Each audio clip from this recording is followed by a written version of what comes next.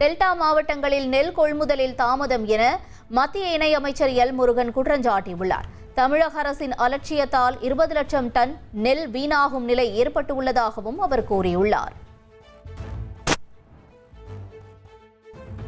தஞ்சாவூர் மாவட்டத்தில் 10 கோடி ரூபாய் மதிப்புள்ள 1 லட்சம் நெல் மூட்டைகள் தேக்கமடைந்துள்ளதாக புகார் எழுந்திருக்கிறது. ஈரப்பதம் பார்க்காமல் நெல்லை கொள்முதல் செய்ய வேண்டும் என விவசாயிகள் கோரிக்கை விடுத்துள்ளனர். ராமநாதபுரத்தில் மழை ஓய்ந்தும் வயல்வெளிகளில் இன்னும் வடியாத வெள்ளத்தால் விவசாயிகள் வேதனை அடைந்துள்ளனர். 500 ஏக்கருக்கும் மேற்பட்ட நெற்பயிர்கள் நீரில் மூழ்கி சேதமடைந்துள்ளன.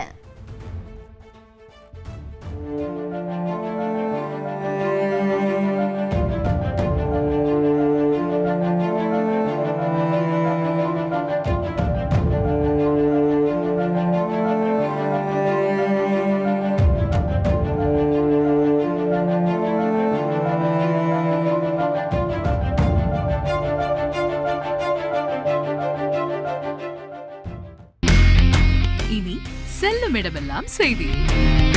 தந்தி டிவியின் வாட்ஸ்அப் சேனலை ஃபாலோ பண்ணினா செல்ல இருக்கும் இடமெல்லாம் செய்தி. இதோ QR கோட் இப்பவே ஸ்கேன் பண்ணுங்க, ஃபாலோ பண்ணுங்க.